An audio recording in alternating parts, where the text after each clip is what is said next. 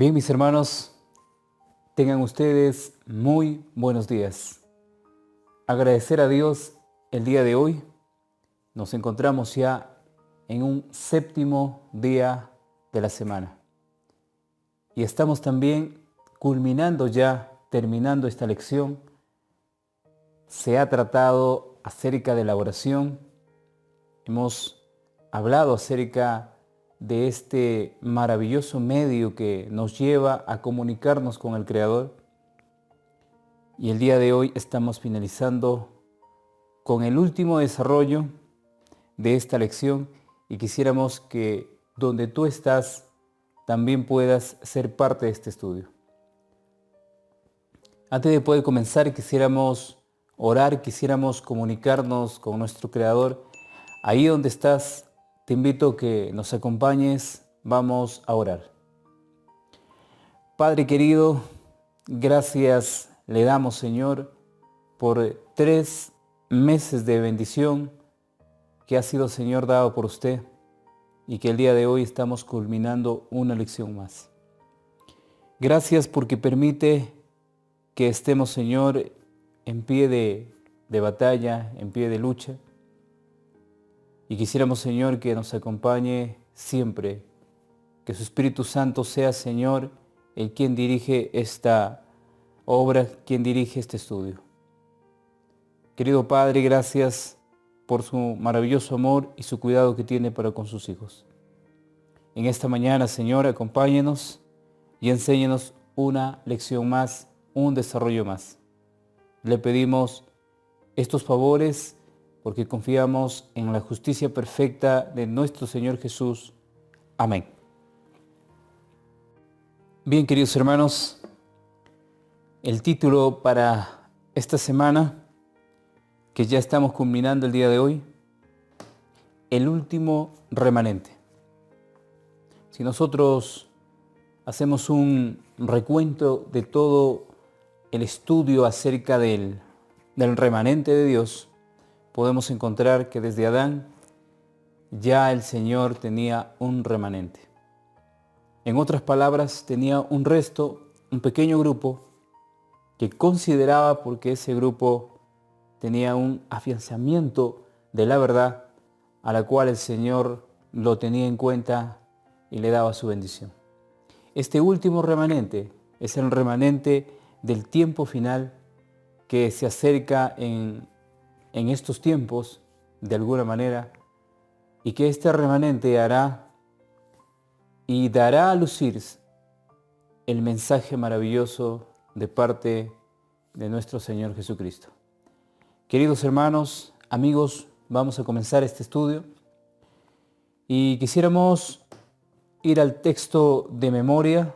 Primera de Pedro 4:7 dice: mas el fin de todas las cosas se acerca. Sed pues sobrios y velad en oración. El verso nos da una indicación correcta, concreta a nuestro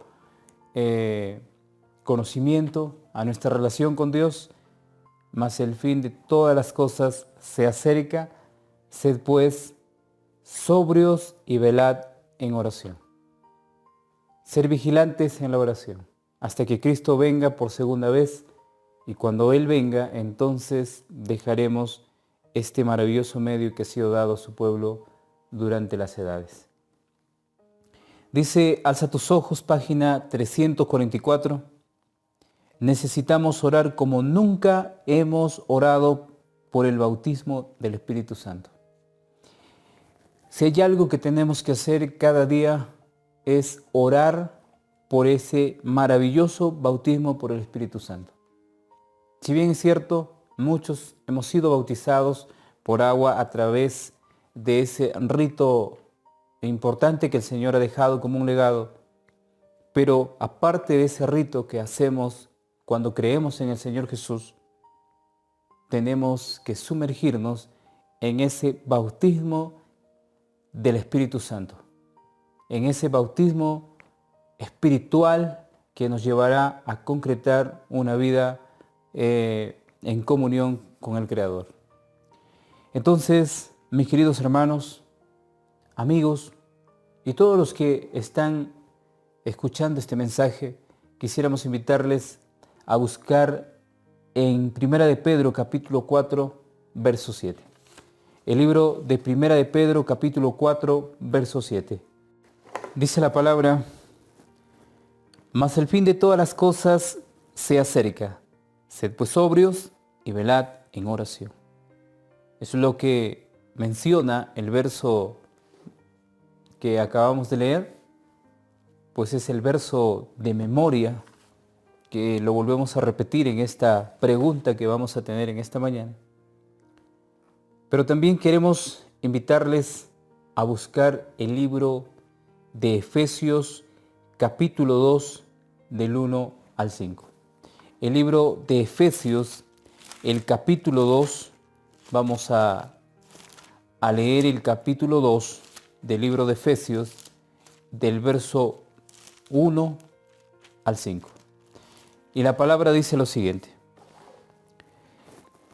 y Él os dio vida a vosotros cuando estabais muertos de vuestros delitos y pecados, en los cuales anduvisteis en otro tiempo siguiendo la corriente de este mundo, conforme al príncipe de la potestad del aire, el espíritu que ahora opera en los hijos de desobediencia, entre los cuales también todos nosotros vivimos en otro tiempo en los deseos de nuestra carne, haciendo la voluntad de la carne y de los pensamientos, y éramos por naturaleza hijos de ira, lo mismo que los demás. Pero Dios, que es rico en misericordia, por su gran amor con que nos amó, aun estando nosotros muertos en pecados, nos dio vida juntamente con Cristo.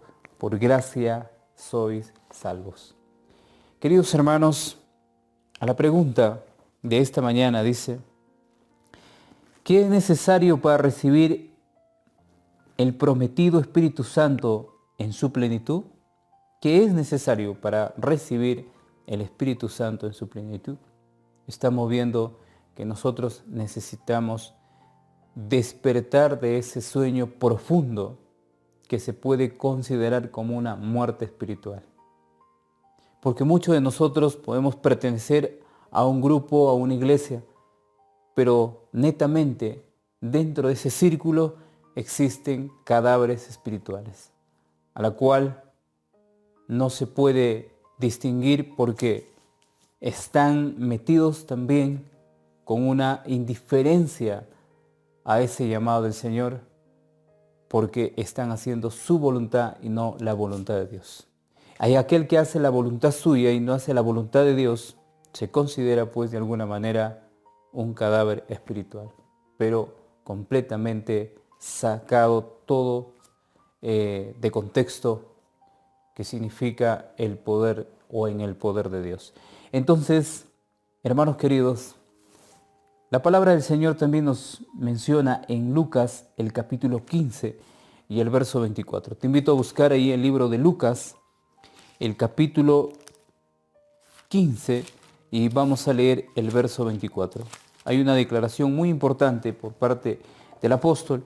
La palabra dice: porque mi hijo muerto era y ya ha revivido, que había perdido y es hallado, y comenzaron a regocijarse. Tratándose de la parábola del hijo pródigo, menciona este verso de la muerte espiritual de este ser, que cuando regresa el Padre lo recibe y prácticamente lo da vida nuevamente en su plenitud. El testimonio que se encuentra en Mensajes Selectos, el tomo 1, en la página 141 dice: la mayor y más urgente de todas nuestras necesidades es la de un reavivamiento de la verdadera piedad en nuestro medio. A lo que los versos que acabamos de leer mencionan que los hombres están muertos en delitos y pecados y necesitan un reavivamiento. Dejar ese espíritu que se presenta en todo lugar. Dejar ese sueño profundo y vivir y hacer lo que Cristo quiere que hagamos. Entonces, procurando debiera ser nuestra primera obra, debe haber esfuerzos fervientes para obtener bendiciones del Señor. No porque Dios no esté dispuesto a conferirnos sus bendiciones, sino porque no estamos preparados para recibirlas. Nuestro Padre Celestial está más dispuesto a dar su Espíritu Santo a los que lo piden que los padres terrenales a dar buenas dádivas a sus hijos. Es lo que dice la inspiración, que nuestro Padre está más dispuesto a darnos el Espíritu Santo si lo pedimos, a que los padres terrenales den a sus hijos lo que le piden. ¿Acaso no es una bendita esperanza o una bendita promesa que se ha dado o que se dijo en su tiempo, y todo aquel que lo sigue de alguna manera lo conseguirá? Seguro que sí, hermanos. Si nosotros pedimos la presencia del Espíritu Santo en nuestra vida para hacer esta obra, el Señor no va a negar lo que tú le pides. Entonces, a la pregunta, ¿qué es necesario para recibir lo prometido del Espíritu Santo en su plenitud? Un reavivamiento de la verdadera piedad. Eso es lo que se necesita. Un reavivamiento, o sea, tenemos que resucitar de esa muerte espiritual. Y solamente se puede conseguir si nosotros pedimos con fe ese bautismo de cada día. Entonces así podemos tener vida espiritual. Porque muchos de nosotros carecemos únicamente por esa gracia de lo que significa el poder maravilloso del Señor.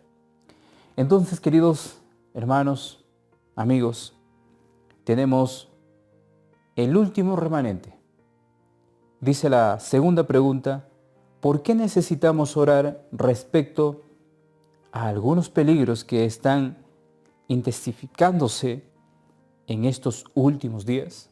¿Por qué necesitamos orar? Si nosotros buscamos el libro de Apocalipsis, el capítulo 13, del 11 al 14, vamos a encontrar una declaración por parte del profeta que nos insta a hacer lo correcto antes que se termine o este poder comience a recobrar su fuerza entera y así pues tengamos que padecer esa gran persecución. El capítulo 13 de Apocalipsis, del verso 11 al 14, dice lo siguiente: Después vi otra bestia que subía de la tierra y tenía 2 cuernos semejantes a los de un cordero, pero hablaba como dragón. El verso 11 nos indica una potencia que se consideró para su tiempo como una potencia mundial, que comenzaría a crecer de una manera magnífica, y por eso se le considera como los cuernos de un cordero, pero que hablaba como dragón. Este verso únicamente está identificando a un imperio que se formó del polvo de la tierra, podríamos decir, y como una semilla creció grandemente y que se hizo pues una nación poderosa. Únicamente nos estamos refiriendo a los Estados Unidos de Norteamérica. Dice el verso 2, el verso 12, y ejerce toda la autoridad de la primera bestia en presencia de ella, y hace que la tierra y los moradores de ella adoren a la primera bestia cuya herida mortal fue sanada. Este poder de este imperio a su tiempo recibió el mensaje por parte de Dios. Por esa causa ellos fueron a parar a esos lugares lejanos, desiertos, donde a través del poder maravilloso de Dios crecieron y se volvieron como un imperio poderoso, pero después que dejaron ese legado que Dios les había dejado, se convirtieron prácticamente en un enemigo de la religión verdadera, de la religión pura. a la cual el verso dice que tendrá autoridad y hará milagros, o hará que los moradores de la tierra adoren a la primera bestia, refiriéndose al poder religioso de la iglesia poderosa que representa en la tierra, de una iglesia que está conducida por seres humanos, pero que tienen el espíritu únicamente de Satanás. Dice el verso 13, también hace grandes señales de tal manera que aún hace descender fuego del cielo a la tierra delante de los hombres. Allá en los Estados Unidos existen la cantidad de iglesias protestantes, a la cual la Biblia también se lo considera como el falso profeta. Iglesias que cuando se les dio el mensaje no quisieron obedecer y quedaron tremendamente en la oscuridad, a la cual están favoreciendo a la iglesia madre y le están dando su poder poco a poco. Dice, y engaña a los moradores de la tierra con las señales que se les ha permitido hacer en presencia de la bestia, mandando a los moradores de la tierra que le hagan imagen a la bestia que tiene la herida de espada y vivió. Nosotros sabemos que en 1798 el papado de Roma recibe una herida como de muerte.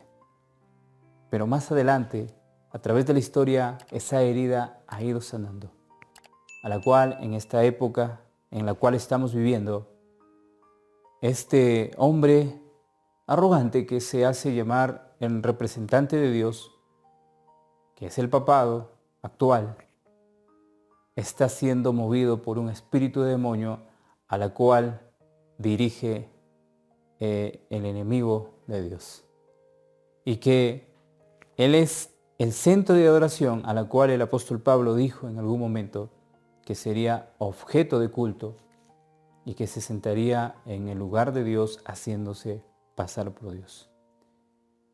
Hermanos y amigos, y todos los que están escuchando en este día, en esta mañana, hay un poder religioso que lo vamos a dar su nombre y apellido, Iglesia Católica Romana, a la cual este poder religioso tratará de imponer sus leyes y tratará de hacer que este pueblo lo adore a la fuerza. Es por eso que el testimonio que se encuentra en el Conflicto de los Siglos, en la página 615 dice, pocas son las personas que tienen justo concepto del poder engañoso del espiritismo y del peligro que hay en caer bajo su influencia. Estos poderes que se han unido, tanto poder político como poder religioso, los Estados Unidos y el poder romano, han hecho una alianza sin duda entre los dos, y como resultado se ha dado a luz al espiritismo, y el espiritismo está haciendo su obra en todo momento a través de la religión y las costumbres que hoy en día prevalecen en todo tiempo. Que esas costumbres han dado a conocer un pacto únicamente con el enemigo. Entonces dice, muchas personas juegan con él sin otro objeto que el de satisfacer su curiosidad. No tienen fe verdadera en él y se llenarían de horror al pensar en abandonarse al dominio de los espíritus. Cuando una religión falsa comete tan terrible crimen de poder dar a conocer un espíritu de demonios, una doctrina falsa, y la gente de alguna manera lo acepta como si fuera la verdad que liberta, se meten en serios problemas. Dice el testimonio que pocos son los que tienen un concepto de este poder engañoso, de lo que se llama el espiritismo. El espiritismo lleva a una idea errónea de lo que dice la palabra, a creer que lo que vemos muchas veces es dado por Dios, es enviado por Dios.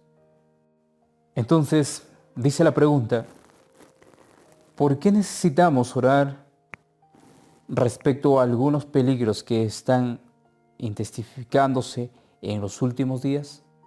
¿Por qué necesitamos orar? ¿Por qué es necesario que oremos cada día, cada momento? Dice la respuesta, porque habrá un poder engañoso en estos últimos días. Porque habrá un poder engañoso en estos últimos días. Ya lo decía el capítulo 17 del libro de Juan y el verso 9. Te invito a buscar ahí el capítulo 17 del libro de Juan y vamos a leer el verso 9. Si tienes ahí tu Biblia, acompáñanos.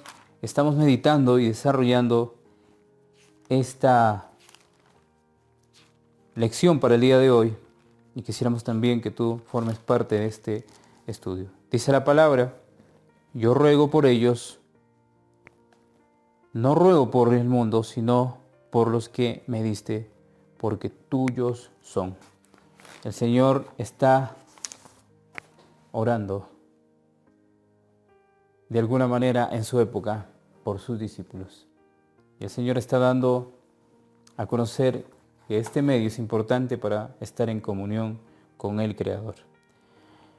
Entonces, mis queridos hermanos, amigos, el último remanente es el título para el día de hoy y quisiéramos continuar con la siguiente pregunta. Dice, ¿cómo puede la oración establecer una diferencia respecto a la inevitable crisis dominical? ¿Cómo puede la oración establecer una diferencia, dice, respecto a la inevitable crisis dominical? Y vamos a buscar el capítulo 7 del libro de Apocalipsis.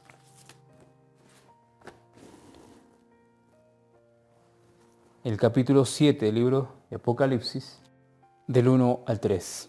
Dice la palabra, después de esto vi 4 ángeles en pie sobre los 4 ángulos de la tierra que detenían los 4 vientos de la tierra para que no soplase viento alguno sobre la tierra, ni sobre el mar, ni sobre ningún árbol. Vi también a otro ángel que subía donde sale el sol, tenía el sello del Dios vivo y clamó a gran voz a los 4 ángeles a quienes se les había dado poder de hacer daño a la tierra y al mar, diciendo, no hagáis daño a la tierra, ni al mar, ni a los árboles, hasta que hayamos sellado en sus frentes a los siervos de nuestro Dios. El capítulo 7 del libro de Apocalipsis menciona el sellamiento de los 144,000. Antes de que se suelten los 4 vientos, a lo que representaría la maldad del enemigo, el Señor quiere sellar a su pueblo. Un sellamiento que se debe dar en plena crisis espiritual en este mundo. Nosotros podemos encontrar qué importante es cuando nos estamos acercando a esa época o cuando estamos viviendo, así como el profeta Daniel estaba viviendo para esa época, en ser encarcelado o ser metido a un foso donde había leones e iba a ser descuartizado. El capítulo 6 y el verso 10 dice lo siguiente del libro de Daniel. Dice la palabra, cuando Daniel supo que el edicto había sido firmado, entró en su casa y abiertas las ventanas de su cámara, que daban hacia Jerusalén, se arrodillaba 3 veces al día y oraba y daba gracias delante de su Dios como lo solía hacer antes. Y lo más importante, cuando se acerca una terrible agonía, podríamos llamarlo, en el pueblo de Dios, un terrible peligro, es orar. El profeta Daniel en su época, cuando fue dado un decreto para todos aquellos que estén pidiendo aún a Dios, sean encarcelados o llevados al foso de los leones, su única razón para poder dar existencia a su vida fue la oración. La oración, que es importante en estos tiempos, ahora que lo necesitamos, porque Cristo no está personalmente con nosotros. Solo a través de su Espíritu Santo es el que nos acompaña. Entonces, dice el testimonio que se encuentra en Joya de los Testimonios, tomo 2, página 320. Debemos en forma especial y con fe inquebrantable pedir a Dios que dé ahora a su pueblo gracia y poder. De alguna manera es el pedido que debemos hacer, porque se nos espera un tiempo difícil de afrontar una crisis en este mundo en la cual necesitamos ese maravilloso poder. No creemos que haya llegado plenamente el tiempo en que han de restringirse nuestras libertades. Esto señala la obra que tenemos que hacer ahora. Cuando los 4 ángeles sostienen la ira del mal, es el momento de orar para que podamos recibir la gracia y el poder. Entonces, mis queridos hermanos, dice la pregunta, ¿cómo puede la oración establecer una diferencia respecto a la inevitable crisis dominical? Vamos a poner la respuesta, porque a través de la oración puedes recibir gracia y poder. Porque a través de la oración puedes recibir gracia y poder. Antes que se acerque estos días malos, antes que el enemigo pueda detener al pueblo de Dios encarcelándolos o quitándoles la vida, es necesario orar por poder y gracia. Ese pedido será concedido y el pueblo de Dios brillará en medio de la oscuridad. Tenemos una pregunta más. Dice, ¿qué revelan las oraciones del remanente acerca de las prioridades en el tiempo de angustia? En el libro de Apocalipsis, capítulo 3, el verso 10 dice lo siguiente. El libro de Apocalipsis, capítulo 3, verso 10. Dice la palabra, por cuanto has guardado la palabra de mi paciencia, yo también te guardaré de la hora de la prueba que ha de venir sobre el mundo entero, para probar a los que moran sobre la tierra. El Señor Jesús dice, por cuanto has guardado mi palabra, yo también te guardaré de la hora de prueba. El Señor nos ha guardado y nos guardará en el momento de prueba. Es lo que necesitamos nosotros comprender, lo que nosotros necesitamos saber en esta época, que tendremos alguien que nos guardará. Pero ¿qué necesitamos hacer? ¿Cuál es nuestra súplica que debemos nosotros tener en cuenta? Vamos a leer lo que dice El conflicto de los siglos, página 677. Dice la inspiración, aun cuando los hijos de Dios se ven rodeados de enemigos que tratan de destruirlos, la angustia que sufren no procede del temor de ser perseguidos a causa de la verdad. Lo que temen es no haberse arrepentido de cada pecado y que debido a alguna falta por ellos cometida no puedan ver realizada en ellos la promesa del Salvador. Yo también te guardaré de la hora de la prueba que ha de venir sobre todo el mundo. El día de la batalla o de la lucha que Jacob enfrentó con aquel ángel,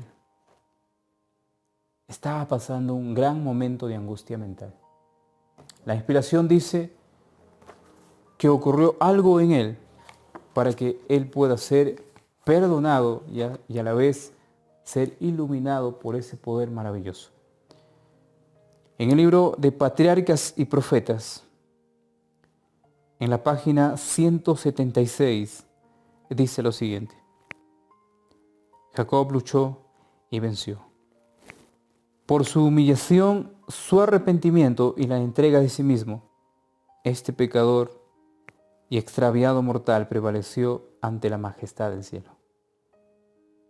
Si este ser humano no se hubiese arrepentido, no se hubiese humillado, esa bendita gloria lo hubiese destruido por completo. Ese bendito creador que se apareció en esa batalla lo hubiese destruido por completo. pero ese hombre se humilló y se arrepintió.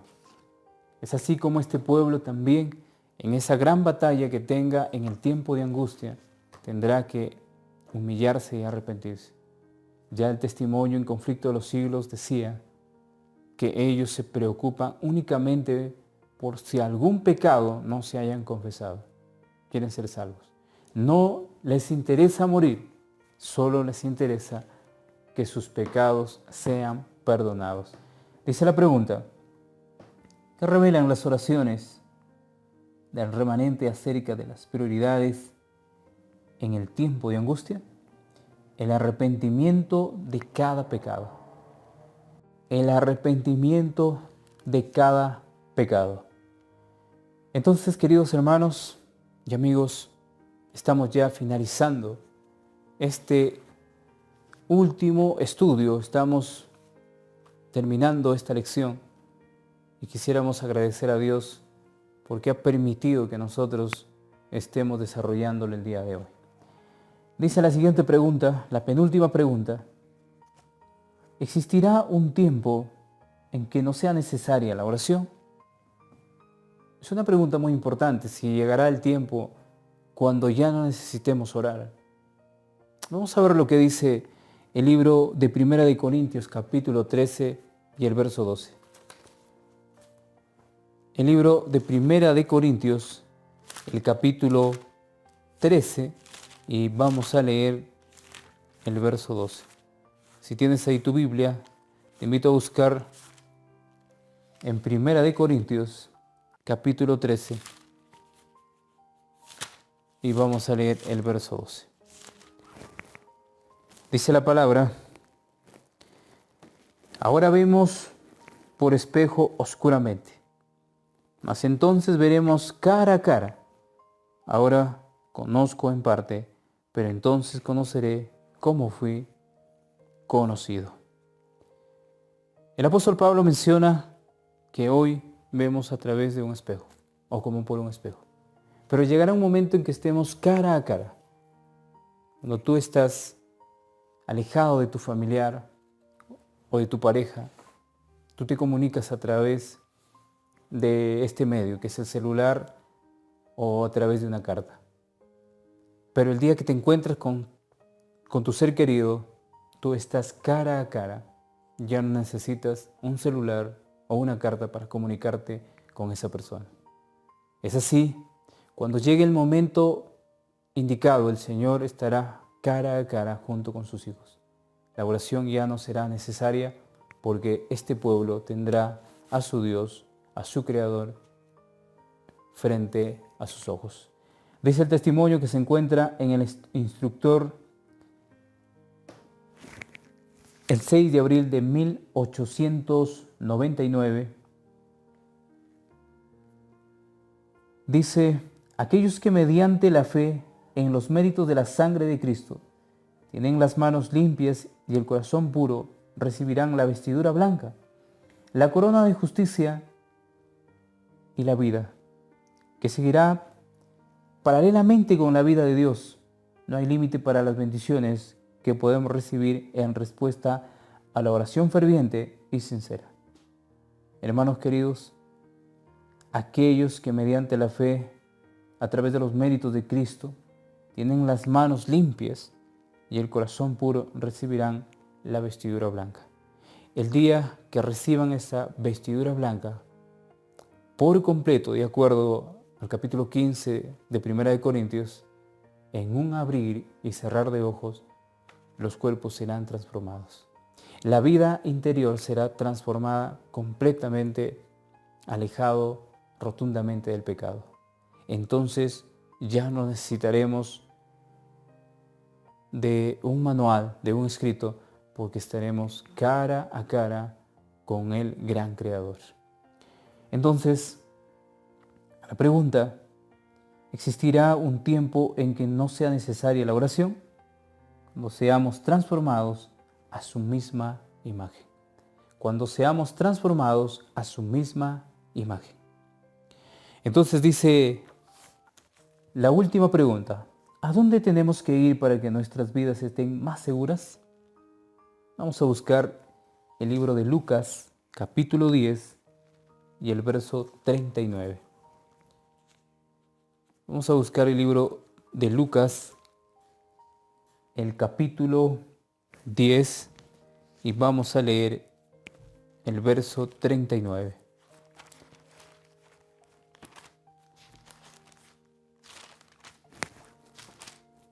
Entonces la palabra dice: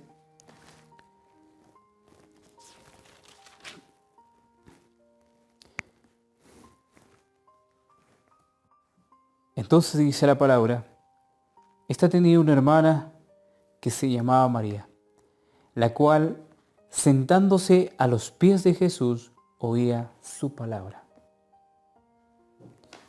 Debería existir una persona, un hombre o una mujer, que imite el estilo de vida que tenía María. María era la persona más entregada, más dispuesta a estar al lado de Jesús, estar a los pies de Jesús. Su intervención de ella, cada momento, en hacer la obra, es un ejemplo para esta época, a la cual muchos no toman en cuenta. Hay un caso contrario a lo que representa su hermana Marta, que está ocupada en los quehaceres de esta vida. Pero María decide estar a los pies de Jesús. Dice la palabra de inspiración, Hijas de Dios, página 54. Mientras Cristo daba sus lecciones maravillosas, María se sentaba a sus pies, escuchándole con reverencia y devoción. En una ocasión, Marta, hostigada por el afán de preparar la comida, apeló a Cristo diciendo: Señor, ¿no te da cuidado que mi hermana me deje servir sola? Dile pues que me ayude. A lo que dice Lucas 10:40. Esto sucedió en ocasión de la primera visita de Cristo a Betania. Hay dos personajes. Aquel personaje que está ocupando su tiempo en las cosas terrenales y aquel personaje que está ocupando su tiempo en las cosas celestiales. ¿Cuál de estas dos lecciones quieres aprender más? ¿A cuál de ellas quieres asemejarte? ¿A la persona que está a los pies de Jesús o a la persona que está ocupada en los quehaceres de este mundo? En estudiar, en trabajar, en buscar la vanidad de este mundo. ¿O estás al lado de lo que esta mujer hacía? Estar siempre al lado de los pies de Jesús. Entonces, querido hermano, amigo, este último remanente se diferencia por la entrega total que tiene a su Dios, por la entrega total que tiene a su Creador. ¿A dónde tenemos que ir para que nuestras vidas estén más seguras? Debemos irnos a los pies de Jesús. Debemos irnos a los pies de Jesús. Eso es lo que necesita este pueblo. Eso es lo que debemos hacer, porque si nos alejamos de esa bendita gracia, entonces estaremos en demasiados problemas. Hermanos y amigos, que en esta mañana el Señor pueda bendecir tu hogar, que en esta mañana el Señor pueda bendecirte de todo lo que tú hagas, porque el día de hoy es el día del Señor. Llegamos a la conclusión que este remanente fiel, que está buscando a su Salvador intensamente y que mediante las oraciones que hace cada día, esa oración lo eleva al cielo, lo eleva a encontrarse con su Creador. Que en este día el Señor te cuide y te guarde y que te dé a conocer su pacto para el tiempo final. Bendiciones, nos encontramos el día de mañana en un próximo estudio. Un abrazo a la distancia.